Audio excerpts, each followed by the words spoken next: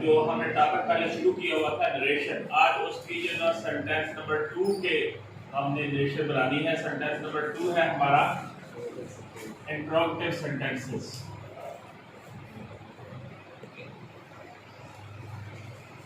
Interrogative sentences यानी सवालिया जो फिक्रे।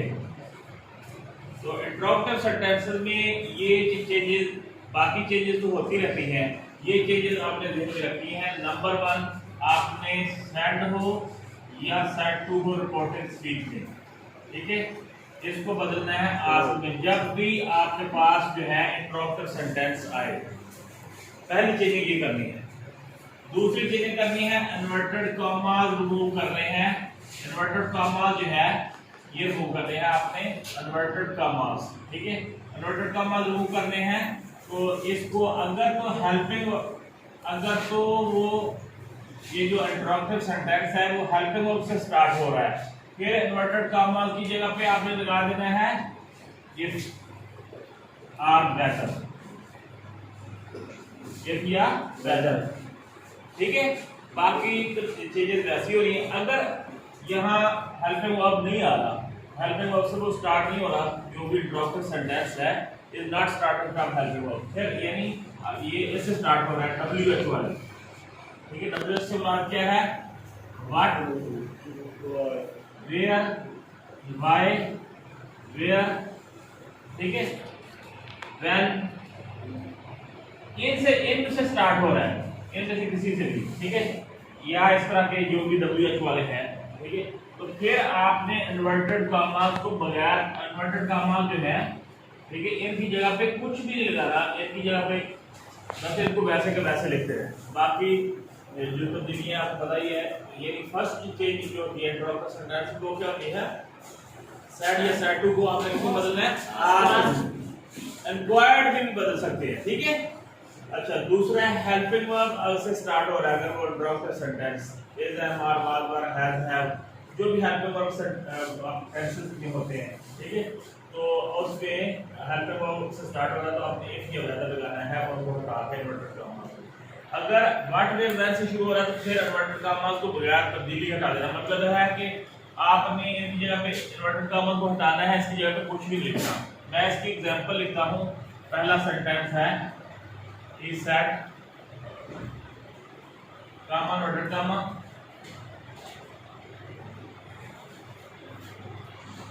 are you coming today? Are you coming today? तो देखिए ये आपने सबसे पहले सेंटेंस की पहचान करनी है ना, तो आपने रिपोर्टेड स्पीच, तो ये हिस्सा है, ये रिपोर्टेड स्पीच। रिपोर्टेड स्पीच में सेंटेंस लिखा हुआ आर यू कमिंग टुडे। पहले सबसे पहले आपने सेंटेंस की आइडेंटिफिकेशन करनी है।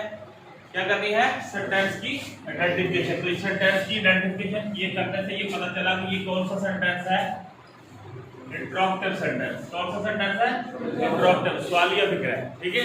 तो इंट्रोगेटिव सेंटेंस की पहली चीज क्या होती है, आपने सेड की जगह पे क्या लिखना है, ही आस्क। अब ये आर हेल्पिंग वर्ब है तो क्या लगाना है, इसके इन्वर्टेड कॉमा की जगह पे इफ या वेदर, ठीक है, एक लगा दें, इफ लगा दिया। बाकी का सिंपल सेंटेंस क्या बनेगा? उसके बाद आपसे मैंने पहले भी कहा था कि ये दो चेंज देने के बाद आपने पहली चेंज करनी है प्रोनाउन। पहली चेंज क्या करनी है?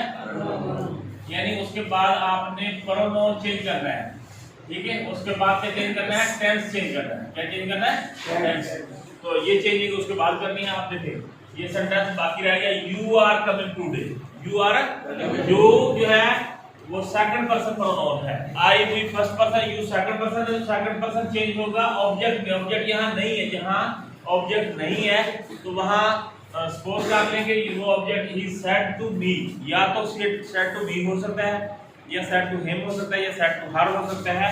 तो यहाँ अगर फर्क किया, यानी कि ध्यान में रखना आपने कि हिडन है मी, ठीक है, ही सेड टू मी, उसने मुझसे कहा।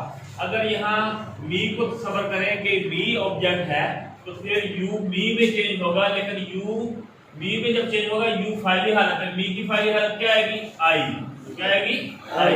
उसके बाद क्योंकि रिपोर्टिंग स्पीच जो है वो पास्ट टेंस में है। किस में है? पास्ट में। तो अगर टेंस चेंज करते हैं, आर किस में चेंज हो जाता है? Was verb. Is am are was verb में चेंज होते हैं। तो आई के साथ क्या आएगा? वाज। आई वाज, आगे क्या है? कमिंग। टुडे को किसमें बदलना है? दैट।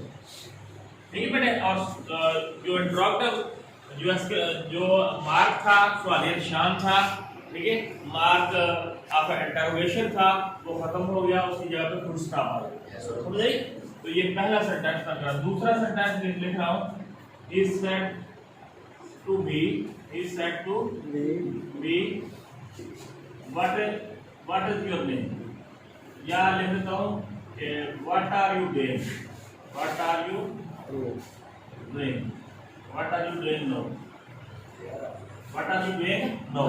अब ये आपने सबसे पहले सेंटेंस की पहचान करनी होती है। तो ये कौन सा सेंटेंस है? इंट्रोगेटिव, क्योंकि ये जो है ना क्वेश्चन से स्टार्ट हो रहा है। ठीक है ना, यहाँ क्वेश्चन पूछा जा रहा है कि what are you doing now. अब आप क्या कर रहे हैं? तो पहली तो जब भी आपको पता चल गया कि ये इंट्रोगेटिव सेंटेंस है, तो आपने सेड टू की जगह पे क्या लिख देना है? क्या लिख देना है? He asked. क्या लिख देना है? He asked. आगे क्या आएगा? मी। सेड टू की जगह पे है ना। अब ये व्हाट वेयर व्हेन से शुरू हो रहा है, तो कुछ भी नहीं लगाना वर्टिकल में, ये ऐसे लिख दीजिए, ही आस्क्ड मी व्हाट। ये उसके बाद बाकी बन रहा है आर यू डूइंग नाउ। तो उसको आपने कंसीडर करना है यू आर डूइंग नाउ के साथ चेंज करनी है, क्योंकि आप इनडायरेक्ट में तब्दील कर रहे हैं। You are doing now, you object है, तो यू ऑब्जेक्ट जो यू हमारे पास सब्जेक्ट है, सॉरी, तो यू सब्जेक्ट है, तो सब्जेक्ट जो है ये सेकंड पर्सन है, तो second person change into object. Object क्या है? मी। इसकी जगह पे मी की जगह पे क्या आएगा? आई। तो क्या आ गया? He asked me what I, वो था आर, तो are is am are to tense से करना है, तो क्या आएगा? What I was. उसके बाद क्या है? डूइंग। नाउ कैसे बदलना है? देन। नाउ देन में बदलना है बेटे। टुडे दैट डे में, नाउ देन में। ठीक है बेटे। तो आज के हमने जो सेंटेंस पढ़े हैं उसमें ये देख रखा है कि जब भी इंट्रोगेटिव सेंटेंस होगा, जब भी सवालिया फिक्रा होगा, तो जब आपने फिक्रे पहचान कर लेनी, सेड या सेड टू की जगह पे आपने क्या लगाना है बेटे? आस्क्ड लगाना है। और इन्वर्टेड कामा अगर हेल्पिंग वर्ब से स्टार्ट हो रहा तो इन्वर्टेड कामा हटा के क्या लगा देना है? इफ या वेदर। ठीक है। और अगर व्हाट वेयर व्हेन डब्ल्यूएच वाले से स्टार्ट हो रहा है, तो फिर आपने उसकी जगह पे कुछ भी नहीं लगाना वगैरह। उसके बाद आपने देखना है टेंस तब्दील होना या नहीं होना। अगर इम्पोर्टेंट स्पीच पास्ट में, तो टेंस तब्दील होता है, वरना नहीं होता। ठीक है। फिर ये पास्ट में था, टेंस तब्दील किया, प्रोनाउन तब्दील किया, फिर टेंस तब्दील किया, तो यही इसके स्टेप्स हैं। ठीक है, याद रहेगा? आप इसको नोट कर लें। Thank you, Allah Hafiz.